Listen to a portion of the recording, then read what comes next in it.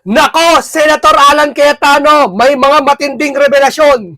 No, talagang inatake, binunyag ang mga gagawin itong mga plano ng mga to at mga attack dog na sila Matibag at sila Pinky at si Erwin. Si Cayetano nagsabi, no? Ngayon, dito talaga makikita mo, talagang pinagtutulong-tulungan ng si Cayetano. Isang malaking tinik na lang sa kanila si Cayetano. Tandaan niyo yan. Wala na lahat eh. Di ba? Akala natin si Senator Dante Marcoleta natitira. Ngayon, si Senator Cayetano na talaga lumalaban ngayon. Nakita niyo yung balbas niya? Yan yung simbolo na may dangal. Yan yung simbolo sa Biblia na palaban. No? Kaya kasi siyempre, biblical din si Cayetano. Siguro alam niya, alam naman natin kung ba't siya nagpapahaba ng balbas. Alam niya rin yun na alam ko. No? Ngayon, dito talaga, makikita natin mga kababayan, na talaga marami silang ginawang paglilihis. Marami silang alibay na ginagawa, wag lang matuklasan yung flood control issue. Tandaan nyo hindi biro ang nangyari sa flood control issue. Tandaan yan. Kung ikaw na nabigyan ng isang maleta, almost 50 million, ilang maleta binigay sa'yo? Mga 10, nasa 500 million. Laking pera nun. Grabe yun. Lahat gagawin mo magsinungaling, gagawa ka ng issue, isasakripisyo mo lahat, kahit sinong vlogger, isasakripisyo mo para pagtakpan ng isyong ito. No? At dito, kawawa naman talaga si Mima Alicia. Hindi ko sinasabi na ginurgur nila si Mima Alicia. Although may nagsasabi na ginurgur nila si Mima Alicia para sacrifice para isakripisyo, para papagbintangan si ganyan, tapos ibintang kay Sara, tapos mali isang issue. Ano yon? Hindi natin agrumento yon. Pero dito, siguro tayo, sinasakripisyo nila si Mima, hindi para ginurgur nila, kundi pagtakpan yung issue sa paanong paraan. Paano paraan? Tignan mo, naratibo nila. Ito daw si Mima, DDS sa may kasalanan. Yung mga vlogger na dumadami na, parami ng parami. Eto, bakit ganyan? Hindi muna iniimbestigahan kung ano inaalam, kung bakit baka sa live-in partner, may transaction nangyari. Di ba nga, may issue na parang transaction yata ng 2 milyon, etc. Hindi natin alam. Dapat imbestigahan muna bago sila magseta. Hindi. Ginagamit na kagad nila tong pagkakataon na to, kunwari tahimik sila sa nangyayari para pag-usapan. Tamo, ano ba nangingibabaw na ano ngayon issue? Ano nangingibabaw? Napagtakpan ng impeachment. Eto na nangingibabaw ngayon si Alicia. 'Di ba? Bagaman hindi naman ginurgur nila to, pero sinasakripisyo nila yung ginawa nitong vlogger na to para ipagtanggol sila, ngayon nagagamit nila ngayon sa issue na para pagtakpan lalo yung mga flood control issue. Di ba? Hindi ba ginagamit yan? Tingnan mo. Yung mga vlogger, although masakit sa kanila, mahal na, ba't ganun? Sana panagutin, mawalang yata talaga itong mga DDS na to. Talagang dinadivert yung tactics nila. Kawawa naman, nasasakripisyo yung tao, no? Ginagawang sakripisyo, wala na nga, no? Pero pakinggan natin si Cayetano sa kanyang checkmate. Etong si Erwin, no? Hihimay-himay natin ang mga sinabi niya at pabayaan natin na balikan yung ano ba talaga ang nangyayari. No? Kasi baka kayo nakakaiglip kayo no? Baka nalilibang na tayo. Baka tayo mga to nililibang na tayo na hindi natin alam, lahat nakakulong na, lahat pinakulong na, at mahirap nito, lahat ginurgur na pati kakampi. Nagurgur na pati kakampi, mapagtakpan lahat ng issue. Mahirap na tayo, mataas kuryente, at mataas ang bilihin, lahat na, kawawa bansang Pilipinas. Hindi, wag pag nakulong pa lahat ng mga nagtatanggol sa mga Pilipinas, kagaya ni Cayetano, wala lang magtatanggol sa atin. Magiging alipin tayo. Tingnan mo kung paano tayo bulihin ng China. Bakit? Kasi alam nilang mahihina yung nakaupo. Hindi sa mahina na paraan na kung saan magtatapang ka. Sa pag-upo kasi sa bansang Pilipinas, hindi yung matapang ka. Kailangan may diplomasya ka, matalino ka. Hindi yung tapang lang dadalin mo, bunganga lang. Porkit binuli ka ng China, papalitan mo ng pambubuli. Ano ka, bata? Pag binatukan ka, babatukan mo rin? Hindi ganoon. Sabi niya pag binato ka ng tinapay, pag binato ka ng bato, batuin mo ng tinapay. Sa matagal na sinabi ni Senator Dante Marcoleta, na yung issue dyan, diplomasya ang kailangan. Hindi bardagulan. Hindi, yan ang gusto nila. Kaya mahihina. Pati China, binubuli tayo kasi mahihina ang mga nakaupo. Diba? Mahihina lahat sila. Diba? Pero kung isang katulad ni Marcoleta at Cayetano, palaban, pero may katwiran. Katulad nito, kita nyo flood control. Alam ng China na magtatakipan sa flood control. Di ba basusin kayo? Paano? May karapatan sila. Bakit? Binastos nila ni yung isa yung Coast Guard ba yun? Yung nag-caricature yung presidente nila eh. Eh di may karapatan din sila. Di ba? Ganun lang yun eh. Freedom of speech lang yun eh. Di ba? Pero bastos kung bastos. Pero ano mo eh, maiintindihan mo eh. Di ba? Kasi sa mga nakaupo, may hina. Lalong humina nung nalaman ng ibang bansa, hindi lang China, na hindi nag-iimbestiga sa malawakang flood control issue to at yung taong bayan walang ginagawa. Tayo nanonood lang. Kaya ang tingin sa atin ng ibang bansa, ganun-ganun lang pala eh. Ganun na lang pala ang labanan eh. Yung mga yan, pinagnakawan na, gustong-gusto, ano pa eh. Di ba? O, kaya ganun ang tingin sa ang tingin sa atin. Di ba? O, ito, painggan natin si Cayetano. Sinabi po ni Senator Erwin Tulfo, wag daw ako masyadong hot dun sa flood control investigation. Ang sabi niya, relax lang daw ako. So, mistake number 1. O, mistake talaga. Mo relax ka sa gitna ng unos na bumabagyo at nakita mo bahaba kabi-kabila. Ngayon, wala kasi mainit. Pero sa isang araw, yan na naman yung bagyo, baha na naman. Sasabihin mo, relax lang ang tao. Mahal ang bilihin, mahal ang kuryente, baha sa kanilang lugar. Sasabihin mo, relax lang. Ha? Ganun po yung kawalang malasakit yung mga yan. Hindi po ako yung hot at hindi po ako yung hindi nagre-relax. Ang ating pong mga kababayan, yes, every single Filipino has asked for an accounting of the biggest corruption scandal in our country in history, involving not billions, not tens of billions, not hundreds of billions, but it involves trillions of pesos.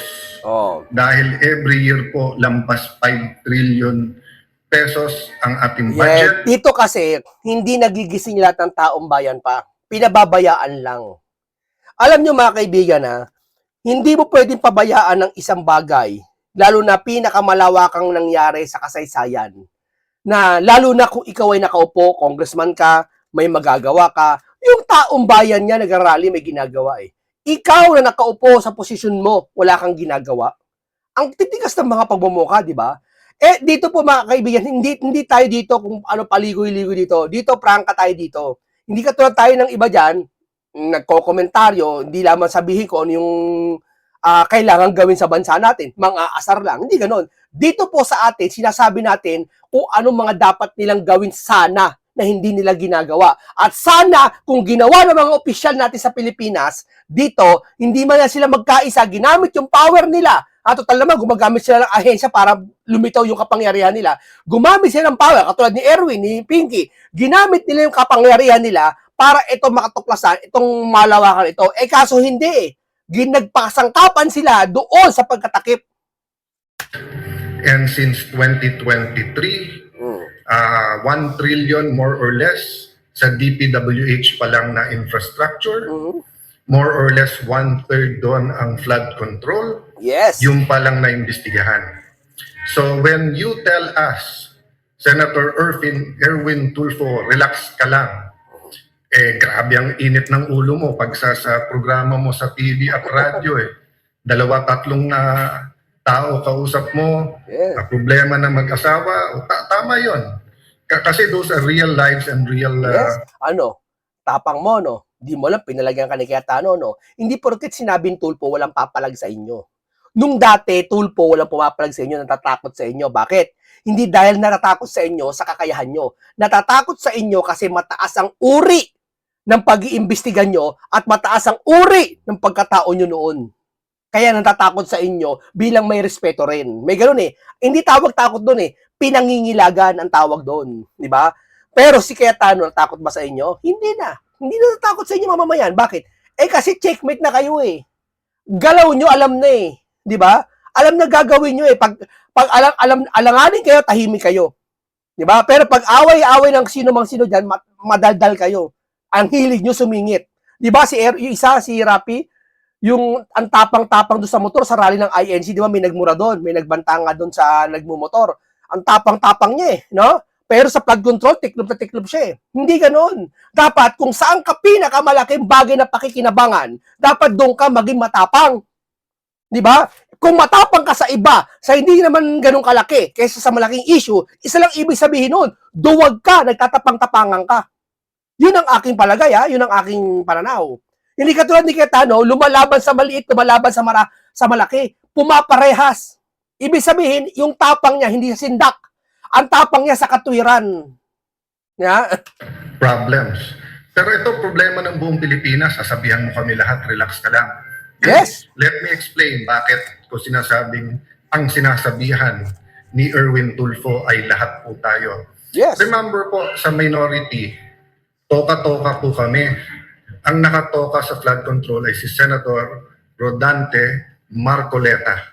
Okay? At siya nag-umpisa nito as chairman. Yes, makinig kayo. Ito, importanteng bagay ito. Ito yung saan nakalimutan nila. Nakalimutan. Ang hili kasi nila makalimot eh. Pag napakinggan nyo po ngayon, pagkalipas sa isang buwan, nakakalimut ang tao eh. Pero huwag nyong kalimutan. Kung nakalimutan nyo, huwag na kayo makisawsaw sa politika. Handaan yan. Huwag nyong kakalimutan sa simula pa lang. Kasi marami ngayon, nakikisawsaw ngayon, hindi alam kung ano yung sinimulan. Naging vlogger lang sila ng politika dahil nagustuhan nila. Di ba? Eto na kami, eto na anya ko, eto na ako. Sumasaw. Hindi niya nasimula yung sisimula. Kung ano nangyari. At umpisa pa lang ng hearing, napapakanta na niya ang mga witness. Yes, Diba? totoo yan. O anong naging problema? Pinalitan siya. O pagkatapos siyang palitan, kinasuhan Yes. siya. Pagkatapos siyang kasuhan, di ba, nakapag-take over po ang grupo natin, inisa-isa po kami, sinugod po ng NBI ang Senado Yes. para hindi sana makaboto si Senator Bato. Afterwards po, May 13, full battle gear, sinurround na naman ang Senado. At pagkatapos inaresto si Senator Jinggoy, then inaresto naman po, bago arestuhin si Senator Marcoleta, ano po ginawa nila? Pinilit na hindi maka-hearing ang Blue Ribbon Committee. Talagang nakita mo, mula sa simula, hanggang sa ngayon, obvious, hinahadlangan nila ang gagawing investigasyon. Pag hinahadlangan ng isang bagay, tandaan mo may bagay na hindi sila pwede. Alam ba, ganito, sa isang building, bawal pumasok dyan no entry. Bakit no entry? For authorized personnel only. Kasi may bagay na pang dun lang sa kanila, hindi para sa'yo. O kaya naman nakalagay doon, bawal, hindi pwedeng pumasok dyan kahit sino. Kahit staff, kahit sino. Ibig sabihin, hindi, may bagay na hindi sila pwedeng makita. Nagtatakip eh. Pitatakpan mo. Ay ba, yung ulam mo, tinakpan mo yung ulam mo, tinakpan mo, tinago mo isang bagay para hindi makita ng sino. O tago mo na nga yan. Kasi ako nung lola, yung bata ako, yung lola ko mahilig sa tsokolate. Lola ko. Ang ginagawa niyan, pag may yung tita ko galing abroad, galing Singapore, maraming dalang chocolate lagi yan eh. Oo, ang ginagawa niya, binibigay sa lola ko, matakaw din ako sa chocolate dati, bata-bata ako. Siyempre, wala pang inaalalang diabetes, diba? Tinatago ng lola ko yan, dami yung chocolate. Hanggang sa nakalimutan niya yung pagtago, nabubulok lang yung mga chocolate, dadami, mamahalin yung chocolate, yung mga imported po. Bakit tinatago? Kasi para hindi makita. Gets mo? Pilit mong tatago yun para wag na makita, wag makain. Ganun na sa itang tago. Pag isang bagay na tinago, may ayaw mo may makakita, ayaw mo makatuklas, tanda mo yan. Pag nilantad mo dyan, open ka, ibig sabihin, okay, sige, imbestigahan mo yan. Ano ibig ko sabihin? Binubuksan ko isipan nyo. Eto mga pagkakataon na to kung saan lahat sila nakatago. Tinatago nila to lahat ng flood control issue na to. Ang nagsisiwalat lang si Cayetano at si Marcoleta. Maliban doon, wala nang iba. Huwag niyo sasabihin nagsimula ang Pangulo. Nagpasimula siya, nasa na ba siya ngayon? Blue Ribbon Committee kahit tumuloy. So my point is, I have to step in. Kinulong na nila yung tao eh. Hindi man pwedeng sa minority, hindi man pwede sa Senado, si Senator Lacson at si Senator Erwin Tulfo na lang ang siyang mamahala sa flood control, tapos may pasahan sila ng bola sa DOJ at Ombudsman at pipiliin lang nila yung witnesses, pipiliin lang nila kung sinong gusto nilang ipakulong at hindi. Samantalang ang linaw-linaw, sabi ni Senator Lacson, walang mastermind. Sinabi naman ni Ombudsman, meron. O tapos ipagbibintangan nila yung Duterte administration. Ever since po, and in many nililito nila yung taong bayan. Nililito nila. Kasi yung taong bayan, kung ano marinig, dun sila eh. Yung mga mapaniwalain hindi nila sinisigabi ko nga sa inyo kanina mas maganda na simulan nyo. Di ba pa ulit ko kayo nire-remind na ito ang simula. Tinanggal si Marcoleta, gagawin niyang Ang Diskaya gagawin niyang state witness, hanggang ayaw, hanggang sa Dugutesan, hindi pinaniwalaan, 18 Maris, hindi pinaniwalaan, hanggang sa nakarating ngayon, sa pagkatakip. Kailangan ma-remind sila eh. Kasi itong mga to, ginagawa tayong eng-eng na mga yan. Akala siguro kung ano yung nakikita natin ngayon, yun na yun. No, kinabukasan iba naman. Iisipin na natin, yan talaga, politika yan eh. Yan ang gusto na isipin natin. Yan ang gusto nilang naratibo. Kaya, ang ginagawa nila, obvious na. Kaya akala nila yung taong bayan hindi na nakakalata. Buti nila may mga matatalinong tao katulad inyong lingkod at nila Cayetano na kapag i-explain ng sitwasyon. Kasi itong sitwasyon na to nakakalito. Malilito ka sa sitwasyon na to. Kailangan talaga dito, alam mo yung nangyari mula sa simula at hanggang ngayon. Countries sa bidding at infrastructure may anomalya. But the magnitude at paano nila naging systematic and then paano nagkaroon ng ganun kalaking ghost projects during this time. Tapos paano nila binabago-bago na ganun karaming ghost, ganun hindi. Tapos yung factual lang ngayon na mag-accounting lang di ba? Wala pa. So mistake number 1 na parang palabasin ni Erwin Tulfo. Relax lang. Tapos, okay. Mistake number 2. Nagulat ka, no, Erwin? Pinalagyan ka ni Cayetano, no? Akala niya, porkit Erwin siya, nangungudlod siya sa mukha ng Inodoro, akala hindi siya papalagan. Kukwelyuhan daw niya. Akala niya, matapang na siya. Papala, pinalagan ka, no? Hindi niya alam na akala niya si Cayetano, parang inaasahan nila, babaklabak daw si Cayetano. Yeah. Ang sabi po niya, araw-araw, nag-impeachment. So, paano mag-hearing? Monday to Wednesday lang tayo, pare. Nag-hearing. Paano daw gagamitin ng session hall? Maraming kwarto po ang Senado. And even sa session hall, walang gumagamit ng Thursday at Friday. So, mistake number 2 po. Mistake number 3. Paano? Kasi ngayon lang kasi naging senador yan. Kaya anong alam niyan? Kaya tama sinabi si Senator Dante Marcoleta walang legal background yan. Wala pang experience. Ngayon lang naging senador yan eh. Di ba? Si Pingy mapagkakatiwalaan mo kasi matagal na senador eh. Nga lang, ngayon, hindi nag-iimbestiga. Kaya delikado. Ako na po dito, si Director Melvin Matibag, yung Malacanang, kasi wag niyo masyadong pansin si NBI Director, sumusunod lang yan yung boss niya. Akala ni Senator Lacson, akala ni Senator Erwin Tulfo, akala ni Director Matibag, akala ni Ate Claire, tangang mga tao. They think we're all stupid. Di ba? So, kung kailan kami mag-take over, biglang papangakuan niya ibang senador, hindi sila kakasuhan.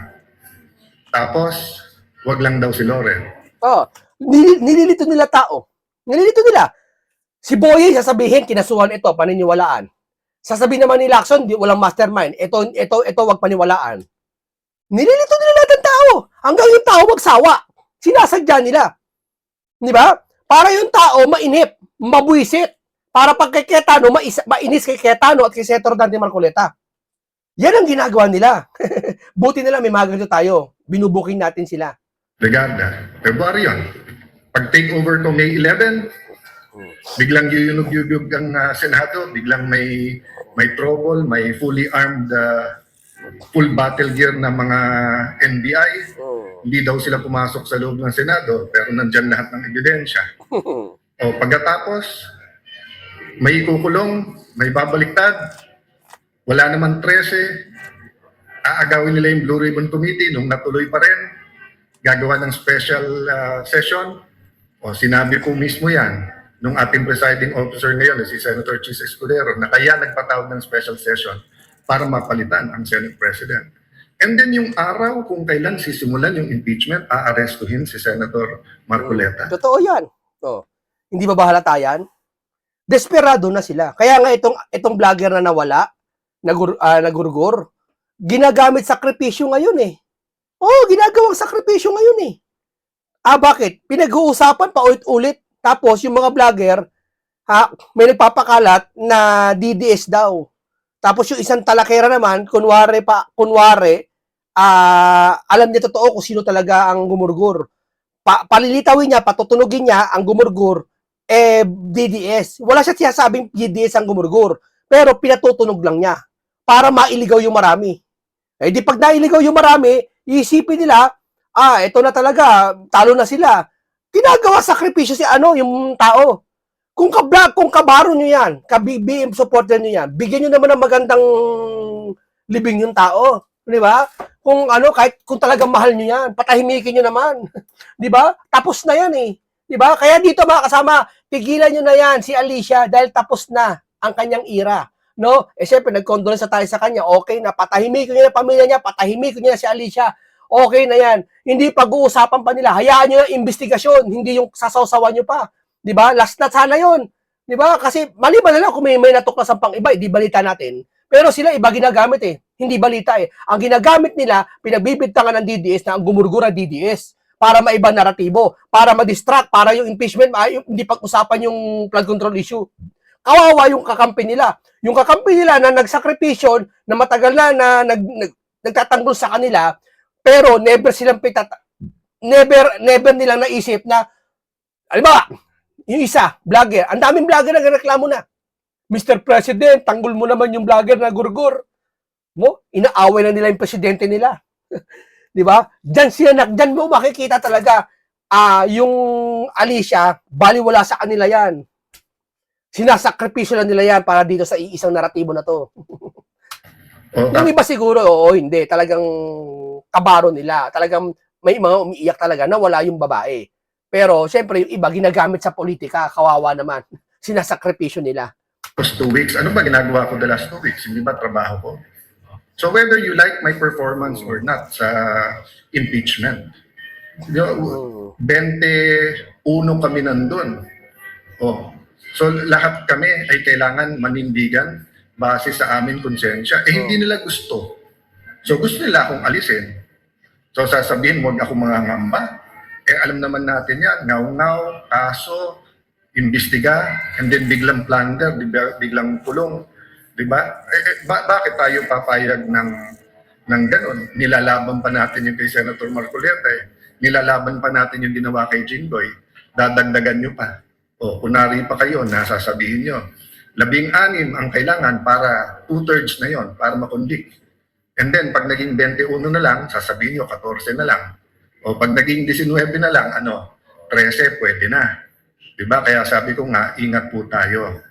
So, that's the third mistake, to think that we are stupid. Tapos sasabihin diba? Alam ni Cayetano yan. Tapos sasabihin nila, yan ba ika nagba-Bible, nagbibiblia, inaaway mo yung mga kasamahan mo? Hindi mo, porket nagba-Bible ka, hindi mo naaway yung kasamahan mo. Si Kristo nga inaway yung mga tao dun sa lumalapastangan dun sa harapan ng ng bahay nila di ba? Mas si Kristo madalas magalit eh. Hindi porket, wag yung ugaliin yung ganyan, porket nagbabasa ng Biblia, kailangan hindi pwede magalit. Ang hindi mo pwede magtanim ng galit. Pero yung magalit ka, katulad ni Cayetano, katulad ni Marcoleta, pwede yun. Require niya yun eh. Di ba? Paano ka makapagpapayag ng katotoo kung hindi ka magagalit? Di ba? Incidental, hindi ako yung target, wag magagalit, and then parang on cue, yung ombudsman may sasabihin din. So, mga kapatid, kung gusto lamang gipit, gusto lang gamitin lahat ng puwersa ng gobyerno, gamitin nyo. Pero yung just because print ng traditional media, nire-report yung sagot nyo, hindi ibig sabihin naniniwala yung tao. Di ba? Total, nag-i-impeachment at tapos nakikinig kayo dun sa mga Latin terms. Senator Lacson, Senator Erwin Tulfo, ito, alam to ni Director Matibag, dahil abogado naman siya, res ipsa loquitur. Di ba?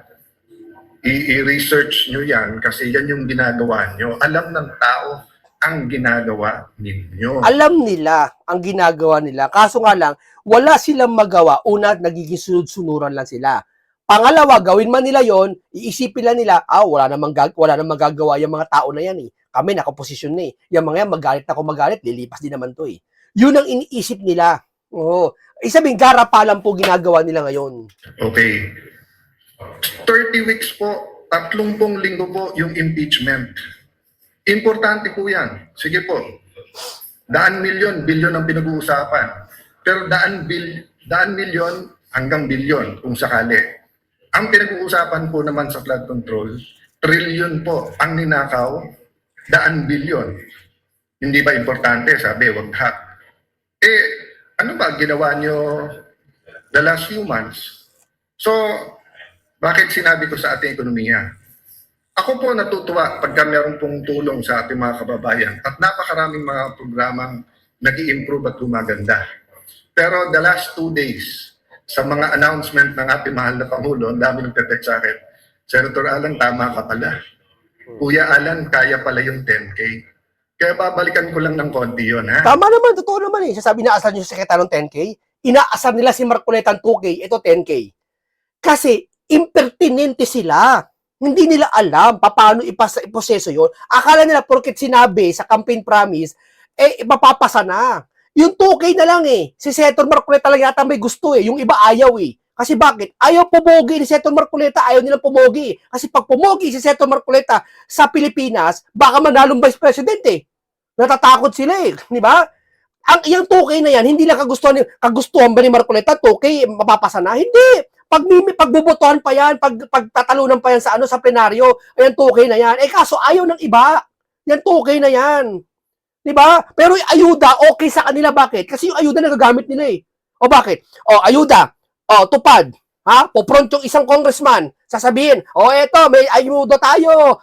Nandahil kay Martin, may AX. Nandahil kay Martin, may tupad. Di ba nagagamit yan? Bakit nagagamit? Pinalilitaw nila sa mga mahihirap, yung mga kasi mahihirap, tanggapin natin, yung iba sa kanila, hindi naman nila alam kung saan nakukuha yon. Bagaman pag narinig nila, galing sa gobyerno yan, iisipin pa rin nila yung mga nakapront na namimigay. Halimbawa, namigay ako, hindi naman sa akin yung pera ng gobyerno. Yung mga mapaniwalain, maraming mapapaniwalang pera ko yun. Yun ang gusto nila, mapront sila, yung mukha nila. Magbigay ng bigas, mukha nila nakapront. Ngayon, iisipin, pagdating ng election, malakas sila. Ay, ikaan niya, iboto natin si ganito kasi namimigay ng pera yan. Yun ang gusto nila. May madaya ka na 10,000 tao okay na eh. Sa isang distrito eh. Di ba? Yun sasabi ko sa inyo. Kung yun, tinanggal nila, ipalit lang nila doon sa gusto ng mga tao na, alba, kaya to 10K na ayuda, sa 2K na kuryente pababa, libre na. Kung doon nilagay, lahat ng pamilya makikinabang. Hindi sa ayuda na yan, nakikinabang lang. Yung gusto lang nila. Minsan yan, di nabibigyan lahat. Itaas ang kamay yung mga di nabigyan. Marami, di ba? Magtataka ka sa napunta yung pera. Di ba? Yan, sasabi ko sa inyo. Okay.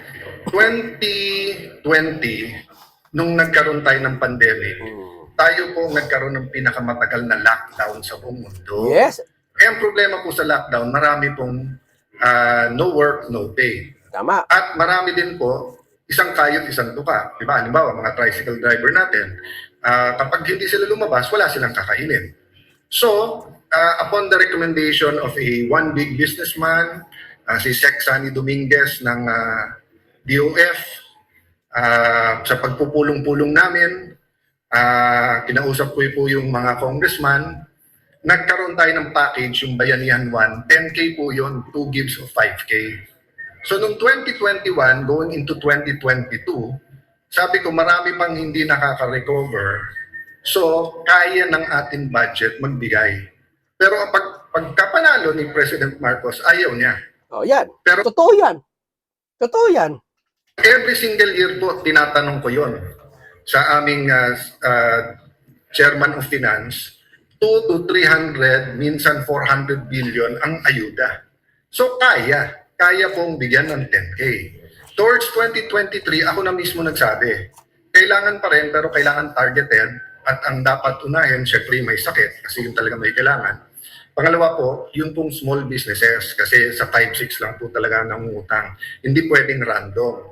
Pero the past 2 days, sobra po yung mga ganda ng amounts na ina-announce. So sabi sa akin, Sir, may 12K pa.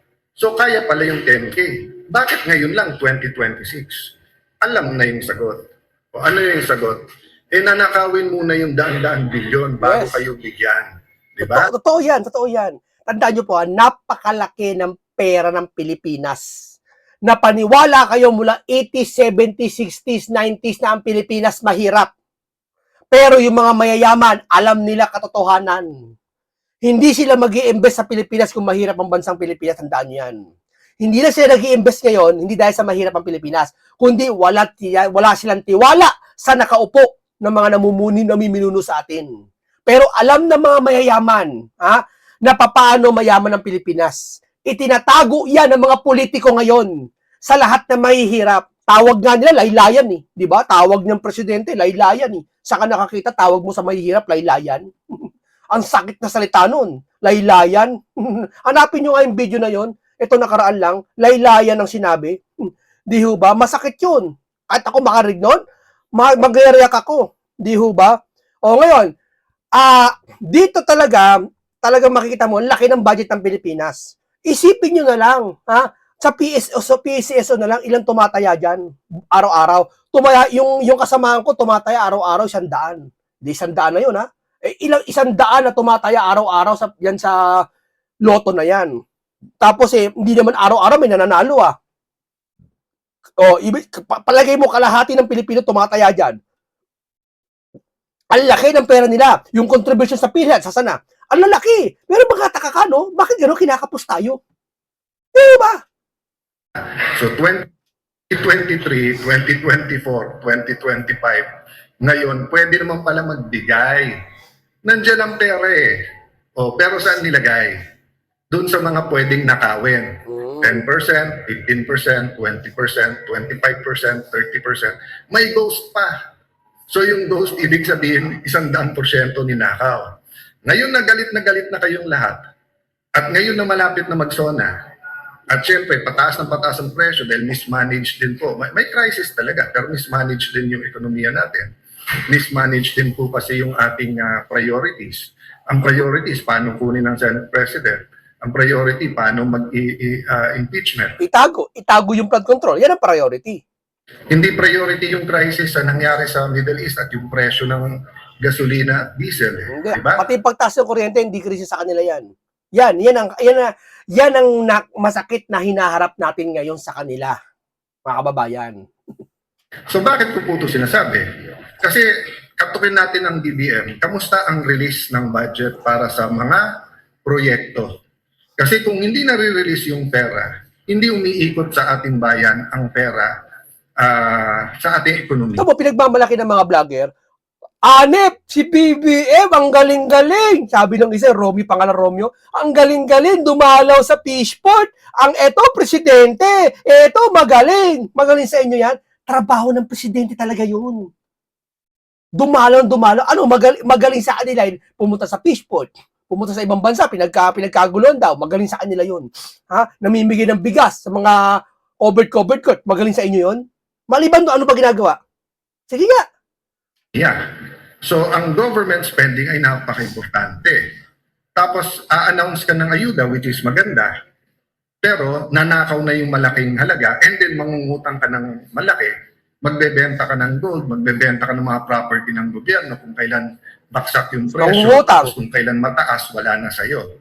So, I leave it up to many more of the economists to talk about this, but our OFWs have to hear this because whether it was the 70s, 80s when you started moving, no, nung martial law and then yung oil shock noon, yung crisis no, economic crisis ng ating bansa, nung nalunod na tayo sa utang, and then yun nga, yung nagkaroon din naman ng crisis talaga noong 1997 and then nagkaroon ng crisis noong 2007, di ba?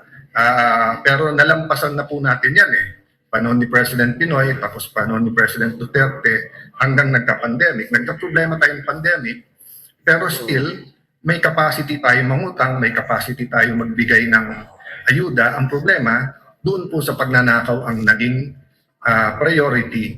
So, ang problema po ngayon, maraming negosyante ang nahihirapan. Maraming nawawalan ng trabaho, yung iba baka magsara or mag-scale down. So, yung how we will... Ibalik ang yung parusang, alam nyo na, kung ano yun, na penalty, na pag nangurakot, talagang gurgurin. Balik yun. Kasi talagang kahit anong presidente, kahit si Sara ilagay mo presidente dyan, may mga nasa baba na mangungurakot pa rin. Sasalisi. Kakapal na mga pagmumuka. Makakurakot lang po, makakurakot na sila ng mga 100 milyon eh. Laking bagay nun. Handaan yan. Namayagpag yung mga yan. We will navigate all of this. We have to do it together. Hindi pwedeng nakaw na everyone and then walang huhulihin or yung huhulihin, oposisyon lang, whether totoo may ginawa o hindi, and then tapon-tapon ka lang ng ayuda, di ba? Yun lang pong mga tinamaan ng bagyo, lindol, etc. Maganda yung relief program and many NDRRMC, yung pong DSWD, kudos sa inyo, I honor you.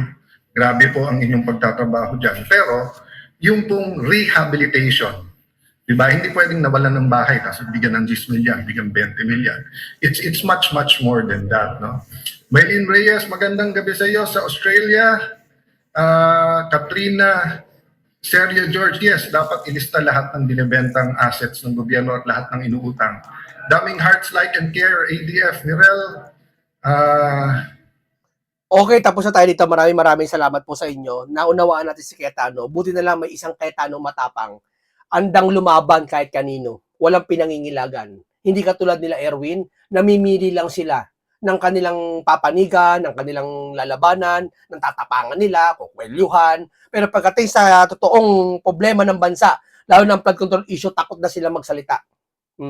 Okay, punong-puno ng karunungan, komentaryong ito, punong-puno ng karunungan at kaalaman, at isang makabuluhan talakay naman. Salamat sa iyo, Alan Peter Cayetano. Nasoplak mo sila Liping, sila Pinky, sila Erwin, at ang iba pa, at anong Malacanang, no? At sayang, dahil nangyayari ngayon, talagang nakakalungkot. Talagang pilit nilang inililihis lahat at ikinukulong yung iba para mapagtakpan ang katotohanan. Paalam po sa inyong lahat.